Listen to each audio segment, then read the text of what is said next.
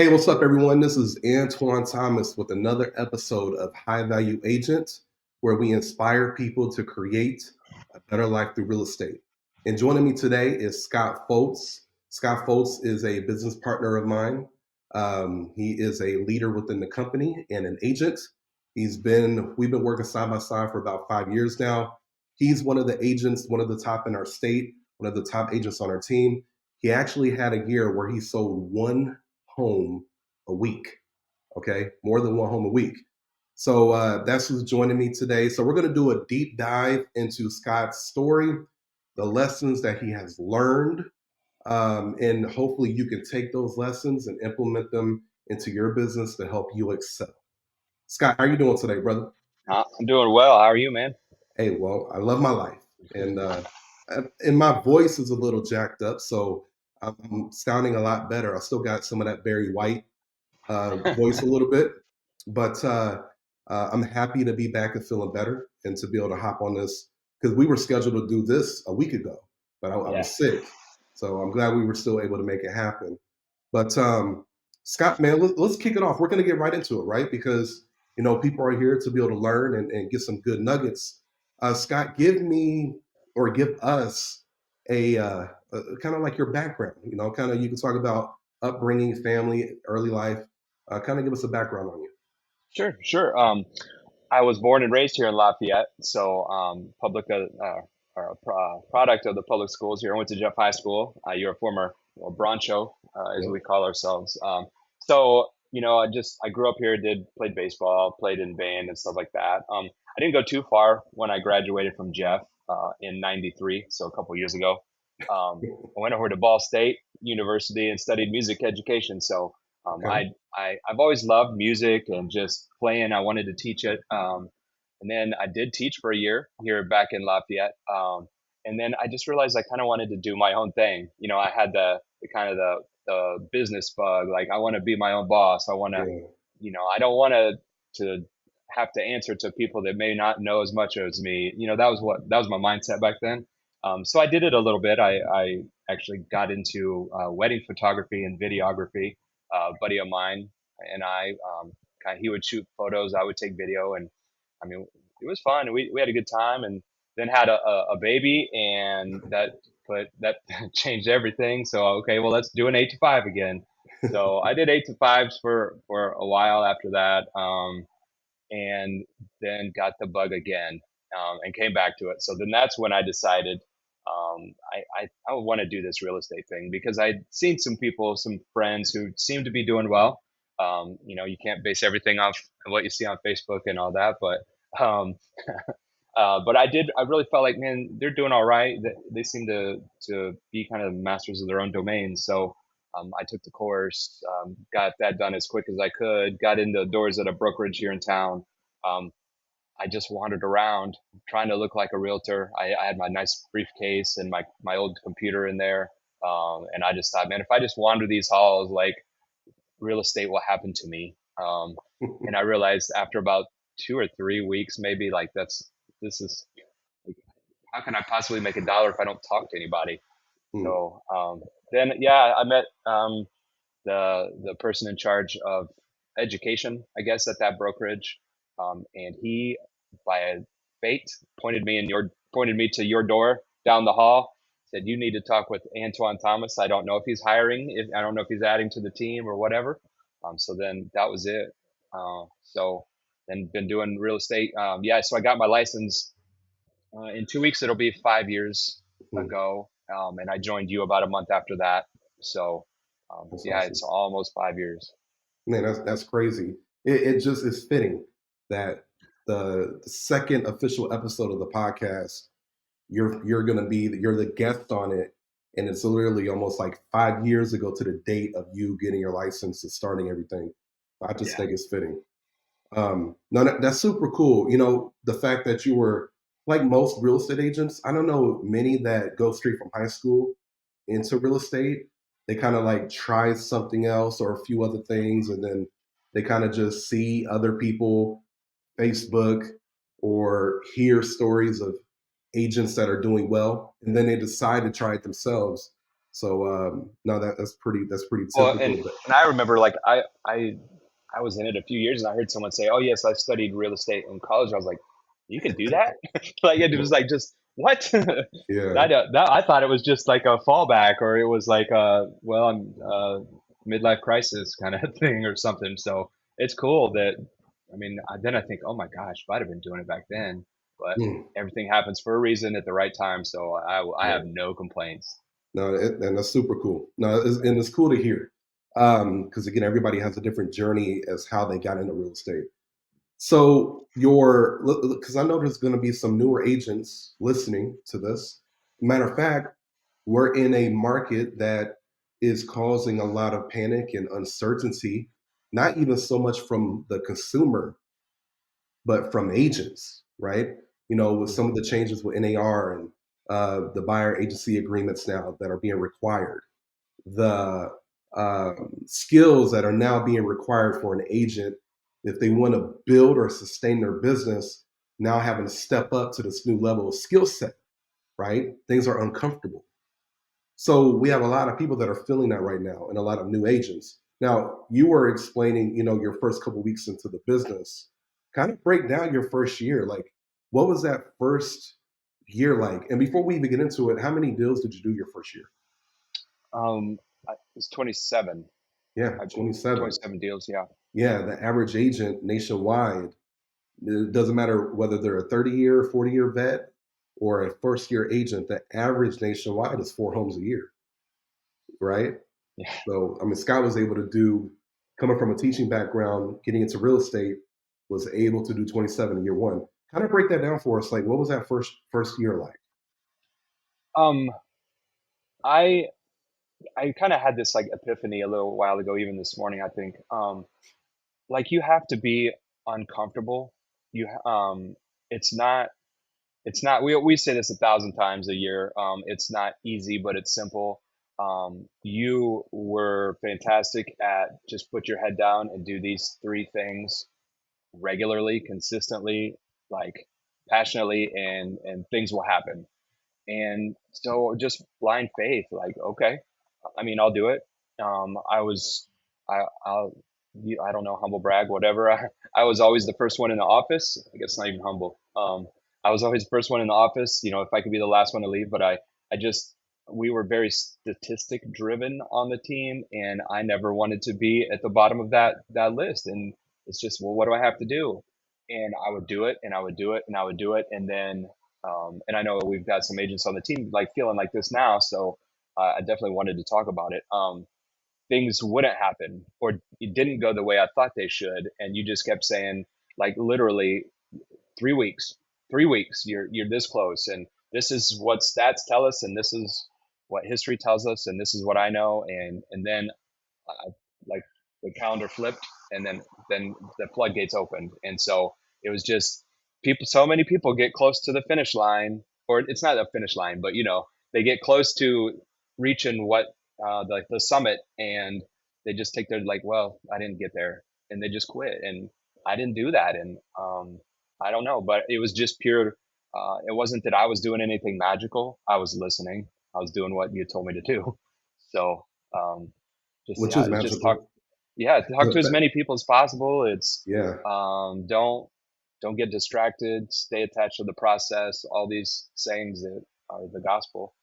They're like Bible verses of real estate.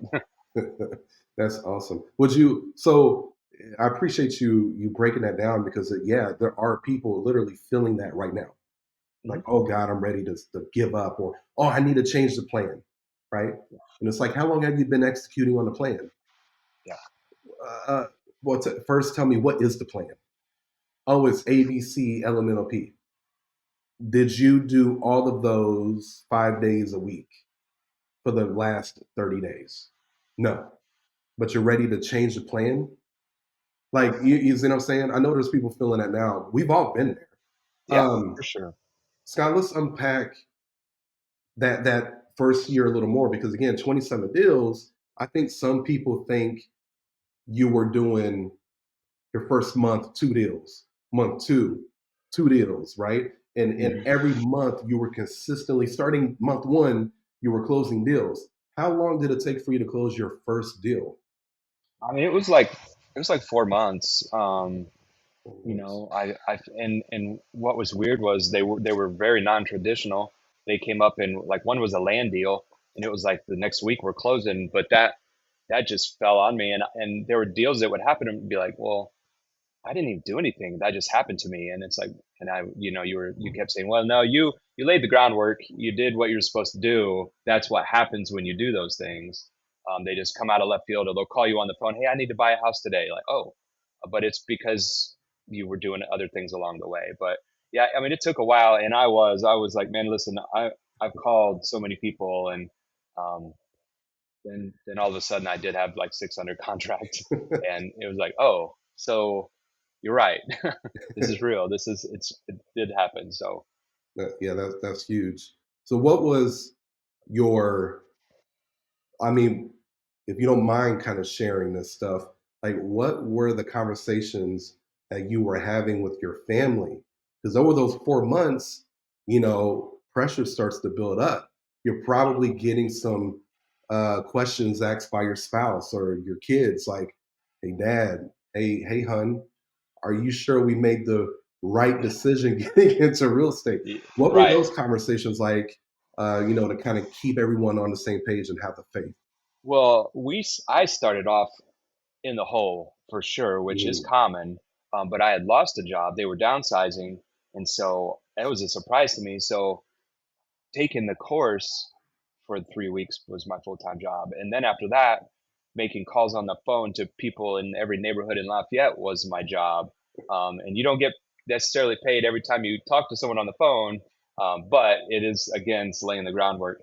And so my parents in law, people around were helping fund my journey. And so there was that extra pressure I put on myself of I've got like there's no other option. There's just not another option. I've got to do this. And I've got to do it fairly quick because I hate owing people money. And they were gracious about it, and oh, you're going to do well. And but that pressure that I put on myself, it wasn't comfortable. Um, but I made sure that as soon as I started making money, like you're paid before we ever really took advantage of any of that money. So there was that extra pressure. But the conversations, I mean, we'd be at dinner, and the phone would ring like, just a minute, Yeah. and I'd pick it up, and Jen would kind of look at me like, really? What are they more important than me right now? And like, no, uh, but like in my conversation with my wife, babe. I mean, without I know. without To this, we right don't eat now, tonight.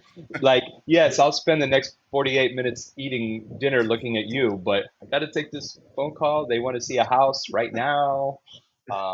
So like we get this to go. Yeah. And it wasn't fun. I mean, I fortunately I love working. But people around me don't love the love that I have for working as much as I do sometimes. So there were conversations that had to happen of please, I have a plan. This is going to work like this. Um, well, how do you know that? Well, I've been told by some very intelligent people that have been doing this at a very high level, that this is what's going to happen and how it works. And so I just had blind faith. And once I set the expectations, um, in a loving way. Once I think I set those expectations, it started to happen like that, and it worked. And then year two, I was more consistent, did more deals. It's like okay, you know. Then third year, and so yeah, by that second year, it's like, see, now I can kind of take not my foot off the gas, but I can arrange my time better. Um, the running joke was, "Honey, I'm writing an offer. Once I'm done, give me 5 minutes. We'll be out the door." Like 30 minutes later, because I was dotting all my I's and cross my T's. Like, you're still doing that? I'll get better. And yeah, now I can write an offer in 3 minutes. And I do remember vividly her laughing one time when I finished one, and she's like, "Oh, that was fast." Like, okay. So yeah, I got better. I got better at time management. I got faster at my tasks. I prioritized. I just all that stuff to be more efficient too. And then you don't have the pressure when you have 9 pending. Like, Yep. yeah, you want to see that house? Let me call a teammate. I'll see if we can get you in there, and well, I don't ever let my clients suffer, but it is just a different gear. I think it's a more like calm, like, hey, we're good. And the team was doing things at that time that, that enabled even more flexibility and free time for me with the showing specialist.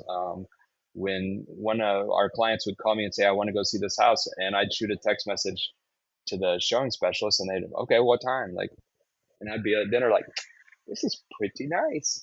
So, yeah, just all that. It's you have to set the expectations. You have, communication with clients is one thing. Communication with family is it's no different. It has to be good and clear. That's so good. No, I think that is like so key, especially, and it doesn't ever become secondary, like communication. Like that's always first. Yeah, Whether it's your first year or your 10th year, you got to make sure that you have the proper expectations set with your family, because if you don't have your family on the same page, it's so difficult to be in a career like this. It's yeah, very difficult. And I know a lot of people that actually their relationships with their family has actually went downhill since they've been in real estate. So you don't want to yeah. be that person.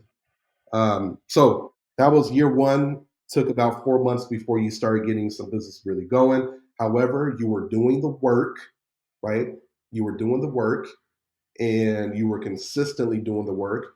By the way, the Mhm. work was cold calling neighborhoods, um, not pestering, but you were asking, hey, we have buyers that want to move there. Do you know anyone looking to make a move? You were calling what we call internet leads. So we Mhm. were doing a lot of Facebook marketing and we were generating Facebook leads, people that would funnel from Facebook to our website and register. They would register, Scott will call them. Okay.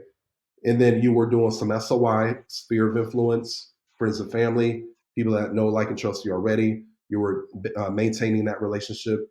And then as you start getting some past clients, right, Mhm. you were able to really let me be careful.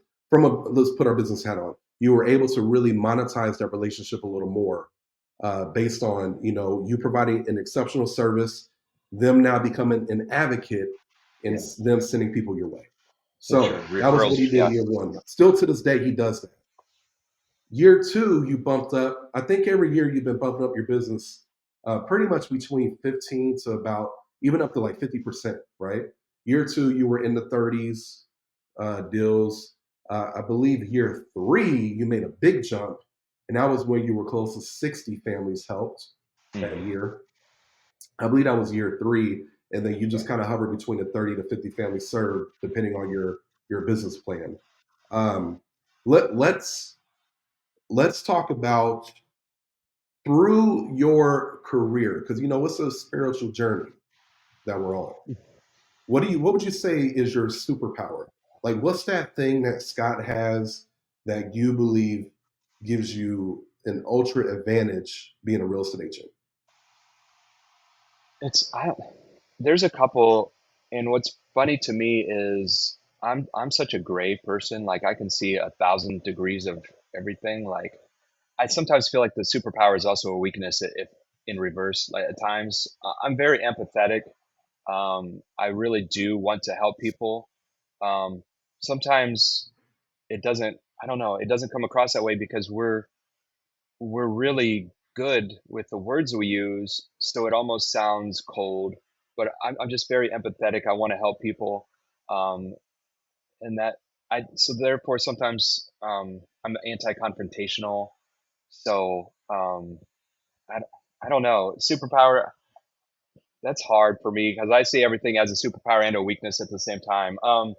I think I'm able to be uncomfortable, um, to a fault too sometimes because sometimes like I'm okay. When I did 55 deals, like I got very comfortable, too comfortable as we all know on the team because then like this I don't know that I did any deals in December. I did everything up front and I was like I'm good.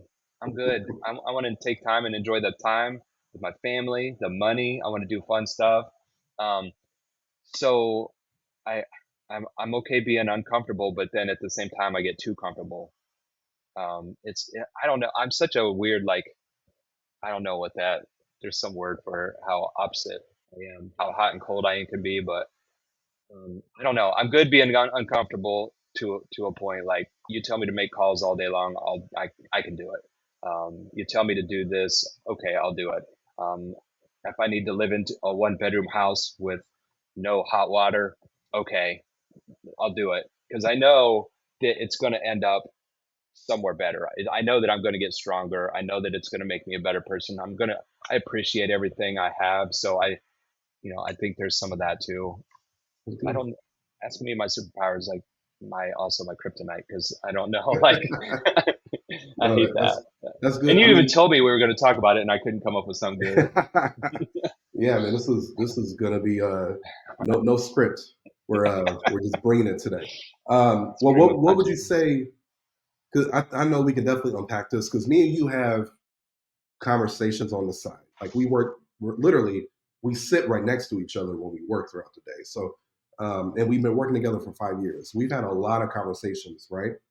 And we've talked about the issues that we have in our industry, and we like to we always try to identify like what is the reasoning behind the failure rate in real estate. What why, right? So that we could be better and help be the lighthouse. So I'm gonna throw it to you. Like, what would you say is so far in your career has been some of your greatest failures? Um, Again, I probably going back to the anti-confrontational thing. I don't sometimes say the truth that people need to hear because I want to be more gentle. I want to um, show them the way, and not everybody sees the way. Some people need to be told just straight. I'm more like I don't talk a lot. I just do. If you watch me, I'm gonna do the right thing.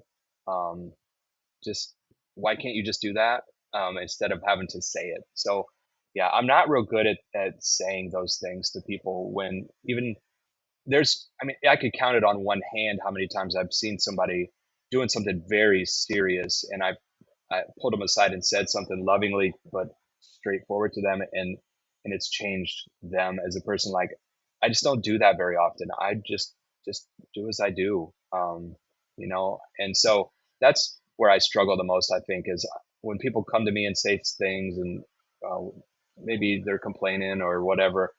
I just nod my head, okay, because I just don't get into that drama. So I almost feel like by talking, I'm contributing to it, and I know that's not the case. Like that's one thing I know I need to get better at. I know that just by talking them through it, it's not feeding into it. It's really trying to put an end to it. But part of me is just like, okay, just in one ear, not the other, and it's all they want to do is complain and vent, and I'm like, I get it.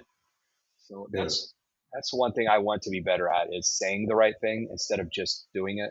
I know doing it is important, but I do feel like some people just need to be told the truth. oh yeah, all the time. State the facts, tell the truth. Yeah. Um, so let's. So when you got into real estate, it was what 2019, right? Like 2019. So you Yeah. went through COVID, you went through the pandemic, right? And obviously, I think a lot of agents had a pretty good year. I mean, they may not have had a good year health wise or family Yeah. wise, but Stress business wise, wise. I think a lot of agents actually did pretty well. But Yeah. then, because we know rates dropped, all that crazy stuff, all the madness. But over the past couple years, there's been a shift, right? Hmm. Rates went up, they've been normalizing. Agents have been kind of like choking a little bit, trying to figure out what's their next move. But during that time, you were actually able to gain market share in your business. Um, but with that being said, what would you say your biggest lesson has been over the past few years? Is there like a lesson or multiple ones that you could share? Yeah. I mean, you've got to diversify who you talk to and when you talk to them. I've I've been blessed to. even through COVID, I took advantage of that and was sending private messages to all family and friends. Just how are you? It was not real estate related at all.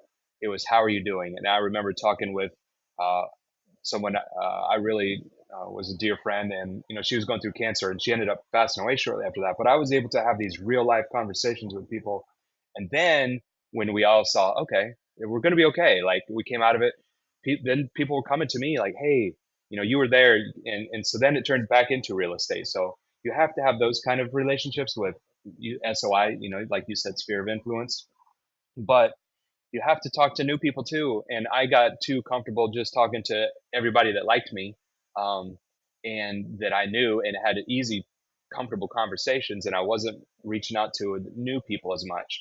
Now, I've been fortunate again that, like, even in the past week, I've had 3 referrals sent to me from past clients. So that's nice. That sure fills in all the gaps, but that's not a consistent way to do business. You really have to be talking to new business. You have to be talking with investors. You have to do everything, and it will all fill in to make such a full calendar of transactions. So yeah, that's been something that I've learned for sure through all of it, is who to talk to. Just diversify. Yeah, that's good. Yeah, being able to, because you want to build new relationships, but also maintain Yes. older relationships, right? And For your new sure. people become your nurturers. So if Hmm. you cut the, it's just like being able to, you're driving your vehicle and you got gas in your gas tank from a week ago, right? Well, after a while, that gas is going to run out, and then your vehicle is going to stop. You got to keep putting new gas into it. You got to keep feeding the fire. So, like in your business, it's the same thing. Yeah. New appointments set, new people that you meet with, brand new. Like those lead measures are what really determines the health of your business. If Yeah. you're not talking to new people, building and maintaining relationships, then you're kind of like your business is probably gonna die. Yeah. Let's we're gonna pivot. So because I think people at this point got a pretty good amount of insight into your business, who you are, how you do business. Um, but I do want to make sure that we leave this podcast really talking about the unfiltered truth of the industry and what we are noticing right now in the industry. Now, we'll talk on our local peers, the people that we work with, we're sitting across the closing table with, right? But we can also talk about like what are we noticing nationwide, other agents, So like what's some of the problems or the issues, the state of the industry from the agent standpoint. Let's unpack that. What are your Yeah. thoughts there?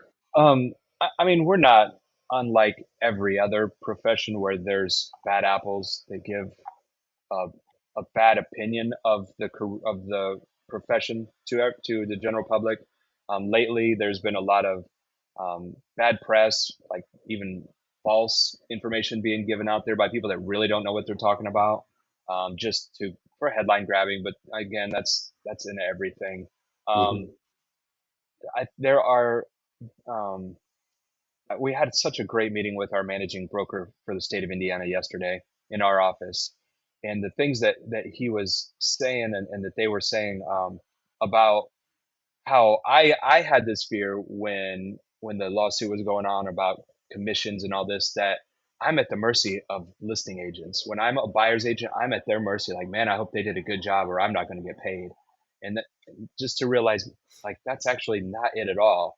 And when they said that, I was like, oh my gosh, like we do have such an opportunity.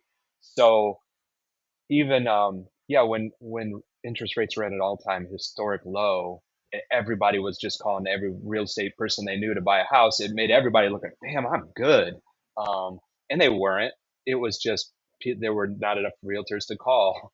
um, Hmm. and so now we're more into the skill based market, and I'm excited about it. For everything that happens that feels like a negative, at the front, it's funny how many times it's like, well, wait a minute, we really have an opportunity here. Um, so I do know that there's a steady stream of agents leaving the market. There's always people wanting to enter the market. I've spoken with several friends and colleagues recently that want to come learn more about the team because they see how we do it. So it's kind of neat. It's almost like getting rid of the bad, and then when they're looking at us, like you guys are doing the right thing, and they're coming joining us. It's we're building, uh, we're adding to the good. And so I don't know, there's a part of me that feels a little bad for how many people leave the market because I feel like it's not hard, but it will make it easier on us. We're gaining market share. We're doing it the right way, and I'm that's as unbiased as I can be to say that we really do it the right way. And I'm proud of that. And so I'm sorry, like it really is pick up the phone. If you don't know what to do or you feel like what I'm doing is not working, like there are people out here that do. Give Yep. us a call. Well, like unselfishly, whether you join our team or not, like you've spoken with so many agents from other brokerages and other teams. They're like, man, Antoine, what do I do? Like, and you spent hours talking person to person, just here wanting nothing out of it, but just to help the profession. Because when we help others, whether they're on our team or not, we will get helped back because we have to sit across the table from these agents, and we have to do, we have to negotiate with them. We have to help them talk to their clients the way we would hope they would. And so I don't know. It stinks to see people leaving the business, and because I know like what that would have felt like to me if I would have been forced out, but at the same time, it's not really being forced out. It's I didn't do something. Yeah, So there was I a don't know. decision that was made, right? It's not something that happens to them, but they had the unfortunate circumstance of not being surrounded by someone like you that I was blessed to be around. So I, I Yeah. don't know.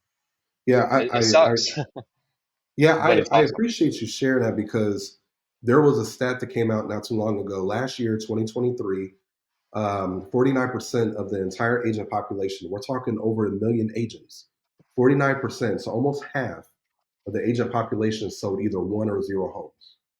Okay. And there They was lost money. 60 to 70,000 agents that left the industry last year, and they're projecting even more to leave the industry this year, right? So the reality is, and there's nothing that we can do at this point to stop those numbers. Like there's nothing Scott can do, there's nothing I can do. But what the one thing we can control is what we do when it comes to being able, like even hopping on a podcast like this is contribution. This is us letting people know, listen, here's Scott's story. If you're feeling overwhelmed or you're feeling uncertain, he was there as well. And what he did was he put on his work boots, his hard hat, and he went to work. You know, there is no secret weapon or I mean the secret is work. Like the magic that you're looking for, you would find in the work. You know, I just think we just got a lazy ass, and I think we're in the industry where people are just we're in a society where people are lazy and they're entitled and they're not willing to do Entitled. the work for a long extended period of time, which is why our the failure rate is so high. Not Yeah. just in real estate, but in business altogether. You know, so I went out. and yeah, So right the media purports yeah. negative stuff. It is what it is. But it's our job as professionals to make sure that we're educating the client, the consumer, with the facts, with the actual data, which that is a skill set that requires work to build, Yes. so got to be high value. If you want to be a high value agent, then you need to be around high value people. You need to be around other high value people, right? But more importantly, you need to take action, not just being around them, because those people will kick you out of the group if you're not doing the work, if you're not doing the thing. So you got to make a decision. People that are no longer in the business made a decision to not do the work or to not learn what needed to be done. And I'm gonna stop. So yeah, Sky, you have anything to add to that? Well, yeah. I mean, we put our pictures. People always post pictures of closings, and with the happy couple as they get their keys to their new house, we never like put pictures of us on the call on the phone at 7 in the morning and 8 o'clock at night and 2 o'clock on a Saturday afternoon in the office. And we don't do that. And we don't post videos of our showings that we're in some house without electricity, and we don't do that. So people see us at the closing table and think, I want to do that. Yeah. Just like Kobe. I mean, he'd be in the gym at 4:30 in the morning, and his teammates would be getting home from back to the hotel from the night before, and but damn, I want to be like him. I don't think you do.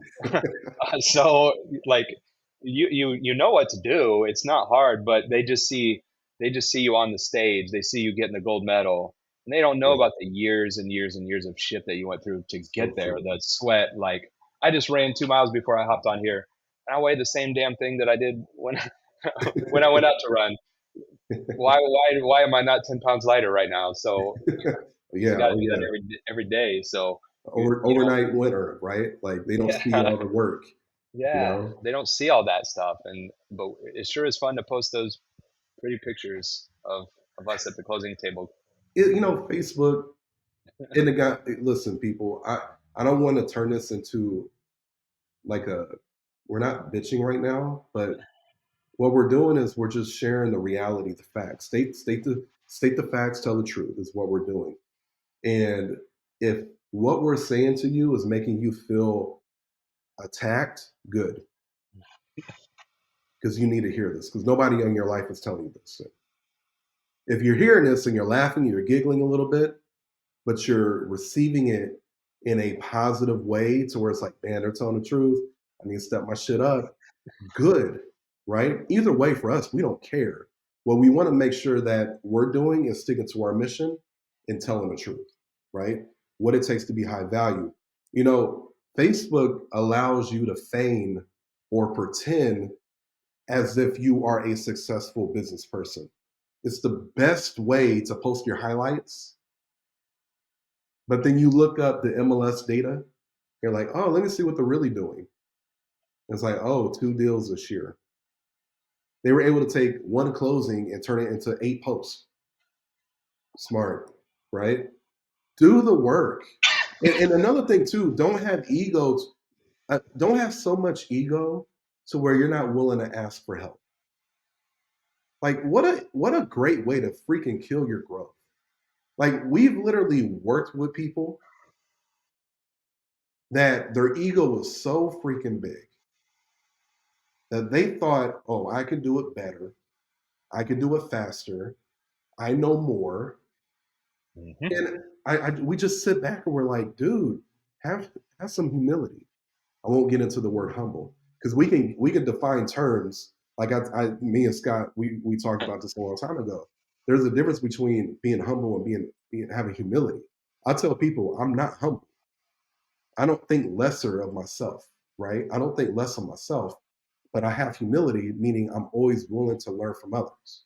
I always know that I can learn more. I could be better, right? Have some humility that allows space for growth. Okay. But Yeah. no, Facebook is such an ego plagued industry. Gosh. I And when I run Scott, a let's race, pivot because we're gonna have to. yeah, I was gonna say when I run a race, I see all these the younger people that have never done it, like just take off sprinting, and and I'm like, I'm hanging back. I'm gonna do the right thing. I'm gonna pace myself. And that's the way I feel sometimes with real estate. People get in like, I'm gonna kill it. I'm gonna kill it, and they make 10 calls and they like, okay, rest of business. All right, I'm done.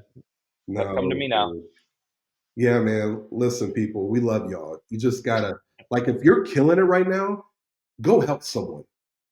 Like if you're in a great place in your business, like Scott, multiple times in his career, and again, it's only been 5 years. He's done a lot already. He's stepping into a new. I'm not going to say it yet because he's working on some big stuff, and he's now stepping into a realm that people hope one day, 10 years, 15 years from now, they'll be able to get to, right? Having enough residual income to do some things in regards to building wealth for yourself and your family. Stepping into that realm now. It's only been 5 years since he's been in real estate. We got to remember that. If you're doing well, go help someone. And if you're not doing well, then you need to find somebody that you can ask for help. Okay. So with that being said, Scott, let's wrap it up Yeah. because we'll have to hop on another one and we'll have to really go into because I just wanted people to learn about you today, right? I didn't want to really get into too much tactical stuff, but I'll make sure I get you back on here again so we can really break down some of the things that you did to build a. Again, he helped one family a week. Like we could really break down that year in full detail, right? If people want to learn more about Scott and how he did it.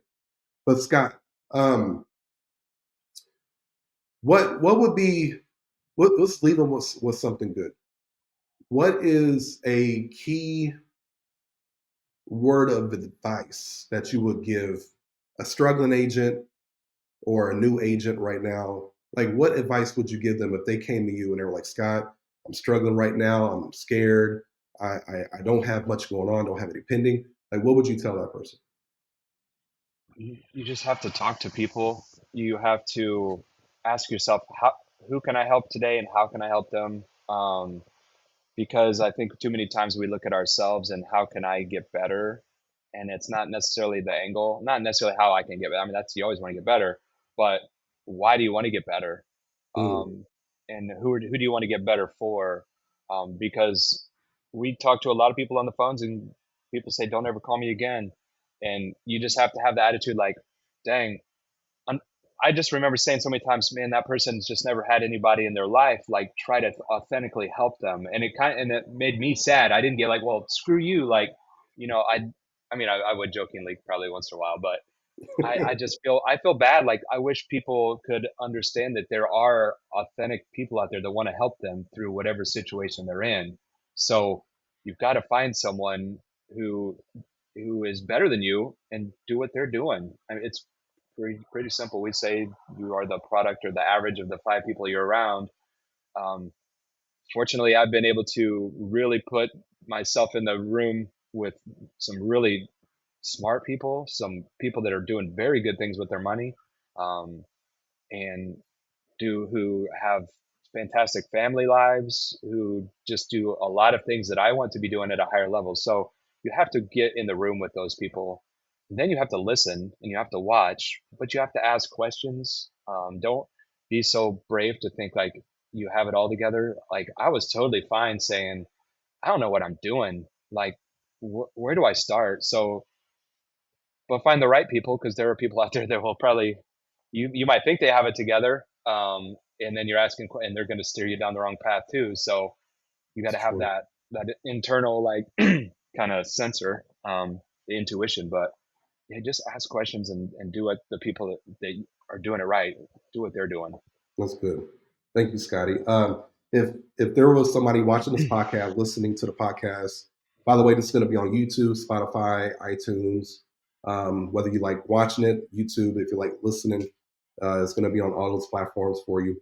If Scott, if somebody was interested in learning more about, building their business, wanting to learn from you a little more, maybe learn about our brokerage. We're a part of an incredible brokerage called Real Broker, one of the fastest growing brokerages, period.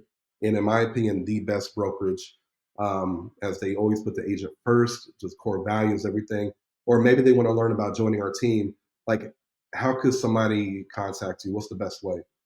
And my number is 765-427-2982. I'm always open for a conversation. I feel bad when people talk to me about, hey, I want to do this. And I go on for 30 minutes about silver lining and how it's changed my life. And um, I, I can talk forever about it. I'll answer any questions you have. But yeah, I'm on Facebook. I'm pretty easy to find. I don't keep too much secret on any public platform. So yeah, get a hold of me and just I'll have the real talk with you, what it has taken, but what it has gotten me to. That's awesome. Well, thanks, Scott. I appreciate you being able to collaborate with me on this. Episode 2 is officially in the books. Again, Antoine Thomas with High Value Agent. check us out, YouTube, Spotify, iTunes, all the other platforms. If this was valuable for you, if Scott brought the fire, please give us a 5 star. If it's iTunes or Spotify, give us a 5 star review and give us your takeaway. If it's YouTube, give us a thumbs up, leave a comment, right? We're going to keep pushing these out, but we want to make sure that we're providing valuable content. More importantly, take action on it, right? Scott don't come on here. I don't come on here just to entertain you. We come on here to be able to really, provide value and contribute. So um, until next time, don't know what we're going to talk about next, but this was in a book. So in the meantime, put the work in, be a high value agent, and y'all stay safe out there. Peace.